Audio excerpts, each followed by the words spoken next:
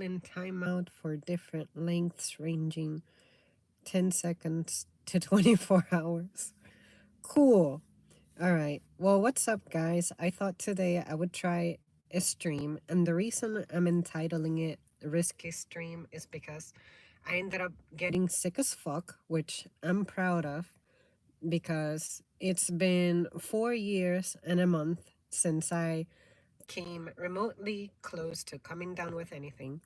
And I remember one time, years and years ago, I tried streaming when I wasn't feeling so well, and I had this horrible coughing fit, and I had to pretty much end it abruptly. So I told myself, you know what? I want to try that again since today I'm feeling significantly worse than I did in the past few days and see how much I can get into a stream. And hello, JP. And this is my first time trying a stream using a different device, and I'm surprised that it's holding up so well. So I just got curious. I thought I would try something different. But yeah, I'm gonna be coughing. I'm gonna need to drink lots of water. I'm not sure how long I can hang out for, but I'll hang out for as long as my whatever health I have left allows it. Um, so yeah, today I was thinking about how, um, God, how do I put this? Because it's such a strange topic. Um, so you guys know how I'm not wild about hanging out in groups. Well, I thought that I would try explaining what it is about groups and group activities that turned me off.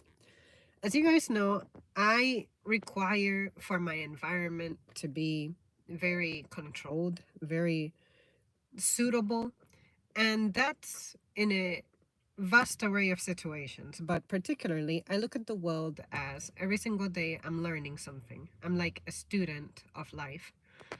So, you guys know my stories of how I used to have a lot of class clowns who didn't take school seriously and how I resented them. But now, as I got older and I reflect back on those days, I have an appreciation for class clowns now in my personal life. Not so much at work because it takes me back to my days as a student taking school seriously and like, why do you have to be such a fucking clown, right? But um in a sense, the reason I didn't like groups is because since I was that weirdo who followed strict protocol, I just didn't fit in. And I wasn't ashamed nor upset that I couldn't fit in. I was more annoyed and upset that I was having trouble finding people who thought like me. Finding people who, okay, we're young, whatever, but we are young but can focus. Most of the groups that I found myself being involved in, and this is the thing that set my ass on fire the most. Let's say we're in school and we have an assignment in which we have to put together a presentation for science class. Why are you talking about Friday's party when class is happening right now? See what I mean? So I was in classes with people who knew each other since forever. And because they knew each other since forever, naturally, they were going to have topics that didn't have to do with school mingle with that time they spent together, which was at school. And our method of communication at the time, phones were not necessarily as lit a thing as they are now, where you can pretty much count on everybody having one. But during my time, it was kind of like the early stages of it. So it was more proper to discuss with someone things face to face, or you would have to wait to get home to use your landline phone, and that's the way you would arrange for things. So I'm guessing as a younger person, you just prefer to discuss things face to face as opposed to wait until you get home and whatnot. And if you're at home and you have siblings, who's to say that your siblings are not going to need the phone as well? Things like that. So I hated groups because groups were difficult to keep focused. It's no different from a teacher who is struggling to have control of the class, to make the students be focused and concentrated and not get off topic. And people used to take great pride in getting the teacher to go off topic and waste time in class. And that is incredibly detrimental because information that was supposed to be covered during that time, now we didn't receive it, or it's delayed, or we miss out on it entirely. And God knows how that lack of info is going to catch up with us in the future. That was the kind of thinker that I was at the time. I was always worried about what were the consequences of this mishap in time. How is this going to catch up with us? So that gave me a lot of anxiety. And another thing that I didn't like about groups is that even if you're class friends with somebody, it doesn't necessarily mean that you're establishing a permanent connection with this person. Like, class friends did not equate to you being friends with this person outside of class. It seemed to be that there was like a social hierarchy going on.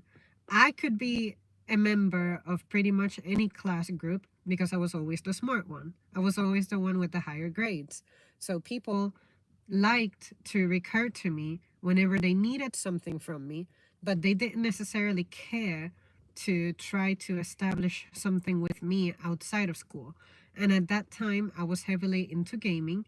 Not everybody was necessarily big into gaming. And if they weren't as deep as I was. And if they were as deep as I was, they weren't necessarily playing the same things I was playing.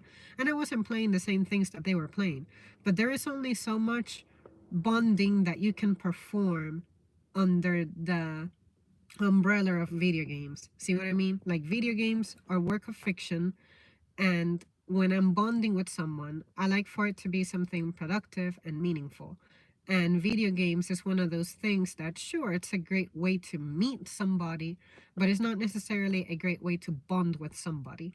And something else that I hated about groups is that at some point, I don't know why people do this, but I'm pretty sure that you guys out there at some point maybe knew or met somebody who fell for this trap. But did you ever meet somebody who was a perfectly normal human being? You knew who they were, you knew how they were, you could anticipate and predict how they were as people, but all of a sudden they started hanging out with a certain crowd and they just changed. It's like the person you knew just fucking died. They vanished and you are left to wonder if they existed in the first place. I hated that. I'm the kind of person who, if I'm somewhere, if I join a group, or if I'm visiting another place, whatever, that's not my usual surrounding, it's not my usual tribe, I remain the same. But I was observing that I guess at that age, people are just easily influenced and you try to adapt to your surroundings, and maybe the majority acts a certain way, so you feel compelled to change to conform to what the expectation of the group is. I was the kind of person who I said, no, I'm not going to start, say, listening to this crap music when to me it's crap music. Why would I start pretending that I like your crap music? See what I mean? Or, for instance, if you were into watching some music show, I'm not into watching music shows, so stop asking me about what happened in fucking American Idol. I'm not watching that shit, you know? So those little things just caught up with me, and I always told myself, okay, groups, if I'm going to be a part of them, the way that I need to be introduced to them is they were speaking my language from the start. You were either discussing politics, science, the environment, the topics that you guys know interest me. If you're not discussing that right off the bat, you're not the right people for me, you're not the right person for me. And that's in a sense where my extreme, savage, I defend my solitude kind of attitude came from. But now I'm just sad that the folks who are compatible with me, I guess they had their goals and they had to pursue them away from home. So now I'm here and I'm like, oh shit, it's hard for me to find a squad that I can say I match with in every sense. And the reason I say that is because nowadays the groups that I observe are more concerned about finding ways to cope and escape from work. Oh my god, a kitty. As opposed to being like, okay, let's actually discuss ideas. Let's discuss anything. Like, did you guys forget that there's stuff like philosophy out there? There's a productive way to discuss politics, but now political discussions are about demonizing a particular party, as opposed to being like, you know what, this party has these beliefs. This is as far as I can get on board with their beliefs, but this is the part where I draw the line. Anything like that. What happened to productive debates? That's the part that frustrates me about groups this day and age. And I think, and this is going to be like the one that really gets my blood boiling, people are trying to bring drama that happens online into the offline world. And you guys have no idea how much I hate that. You guys remember how recently in a video I said, I never talk about you guys when I'm offline. And it's the truth. Unless one of you guys presents me to something, like say, when I tried those fries that I never really considered before. Oh yeah, someone gave me that idea in the comments, but it's not like I'm talking to my mom or my colleagues or anyone else for that matter about what I'm doing online. See what I mean? I think if you run into drama online, then you happen to stumble upon it and you observe that I'm involved in the drama within the online world, engage with the drama, but don't sign out and find me signed out and talk to me about the drama that happened online. I'm not thinking about the drama that happened online. See what I mean? So I'm hating that that universe, that meta, that doesn't have any play, any part in my real life.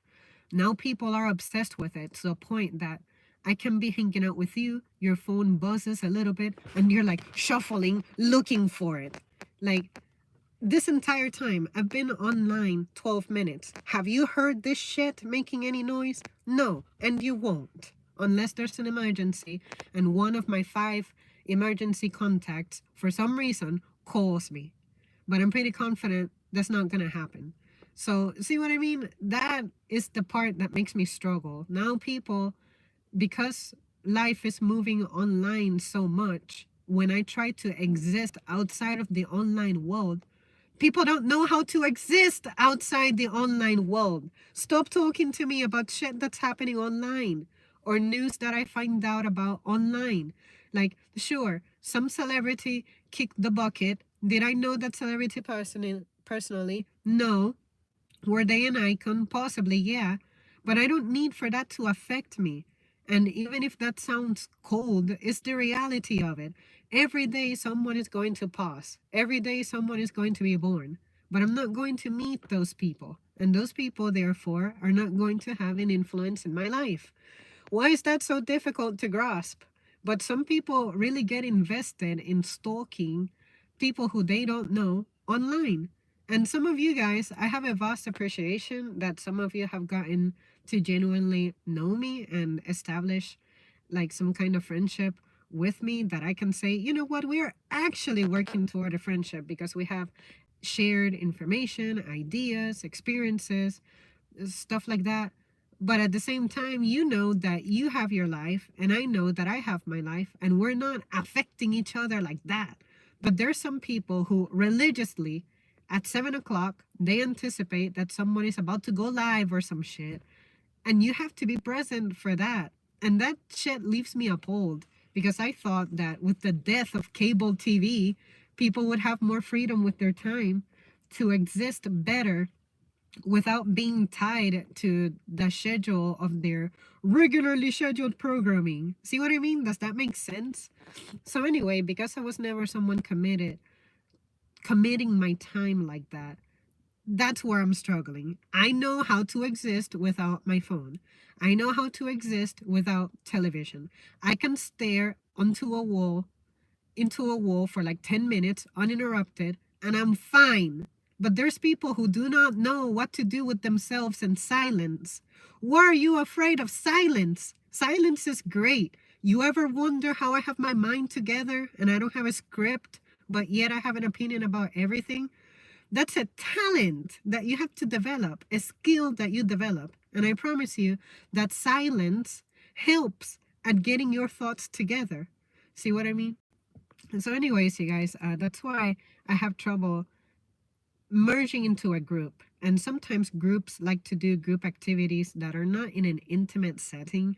It may be you want to go out somewhere, but it's the fucking weekend and therefore everybody is out doing the same thing. I've gone to restaurants to hang out with people and I cannot fucking hear them.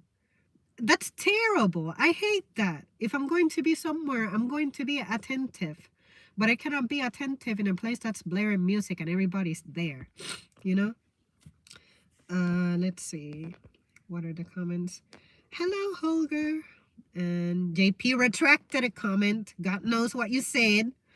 Nice to see you on live stream. Shit, I'm happy to be live streaming, even though I don't feel too great. But I'm surprised that I have survived this long without coughing or sneezing. But I can tell that it's coming because my eyes are starting to get watery and my throat is starting to dry up. So at the first cough, I'm probably gonna have to sign out. But yeah, I did not expect for this to evolve quite this bad as it did.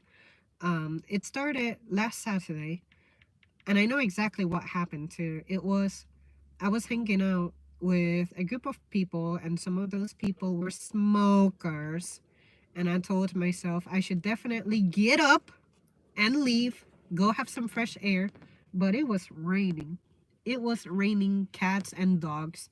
And I think the rain was also like shooting upward from the ground up. It was just rain everywhere. So I got soaked and it was kind of cold. And in addition to that, some of those folks I hung out with, they had just gotten over some shit too. They had been sick. So then I said, well, I seem to have an invincible immune system to where I haven't gotten significantly sick since December the 30th, 2019. That was the last time I remember being chronically ill to the point that I called out from work. Um, and I remember that whatever videos I posted around that time, you guys saw it. I was gasping for air. It sounded like I had a demon possessing me, all that kind of shit. So I'm happy that it took me this long to get sick. This is the longest streak I've gone without ever getting sick. But anyway, hung out with that squad. And then my symptoms began more so on, I want to say Monday. I just noticed that I kept having to clear my throat a lot, but there was nothing coming out. It was just dry. And then it was just clear my throat, clear my throat. Then I started coughing. Then I started coughing a little bit more. It was a dry cough. And then I started having that rusty knives feeling down my throat. And then I said, okay, I'm coming down with something. But still nothing. My nose was clear. But then the day before yesterday, that's when the sneezing began. And later that night is when the congestion began. And then yesterday, the sneezing and coughing was real and it was happening. So much so that whatever video I tried posting, I had to, that was like a 20-minute long video, but it was like 5 minutes worth of me sneezing and coughing, and I had to edit that out. And I think I left like 3 clips of me sneezing the first few times. And I said, okay, this is going to be super normal. You're gonna have to prepare for that. You're gonna have to bear with that. And it was just awful. And then I said, well, this is happening during a time when I happen to have a couple days off. And now I'm salty because I still feel like I haven't gotten days off. And I'm just so upset that for the past, let's see, since November, I have been trying to have time off. But some bullshit happens. Back in November/December, do you guys remember how I had like a really fucked up back? Like I kept crying about my back being fucked up, and I even called out from work one day. Well, I can't remember if it was leading up to or after my time off, but that was around the time that I busted my back really bad. And yeah, it had to be before my time off. And then when my time off came, I still had my back issues. I remember telling myself, well, fuck me. This time off did not work out. And then I was supposed to have had another makeup time off in December, but then an emergency happened with some close relatives, I guess you could describe it as. And that's why I was saying in that one video where I was trying some breakfast food and I was wearing that red hoodie. I don't remember what I was eating, but that one morning that I said I was feeling kind of somber, that was happening. So it's like, okay, this unfortunately messed up my next round of time off. So this time off, I requested it out of impulse and I said, fuck you. I'm taking time off in January. There we go. Which I never do, but it's happening. And now I come down with this shit. So for late March and early April, I'm gonna take another fucking round of time off. And I'm going to keep taking time off until I enjoy my time off. I don't care how many times I have to do it. So yeah, you guys, I'm gonna have to leave you. I'm gonna have to sign out because my nose is starting to melt, my throat is starting to dry. But at least I was able to hang out with you guys for a moment. And that clown emoji asking about pronouns, that's such a dumb question that I'm not even gonna like acknowledge it. But thank you guys so much for tuning in and hanging out with me for a few seconds. I'm gonna try to get a little workout in, super light, and then yeah, I'll catch you guys later.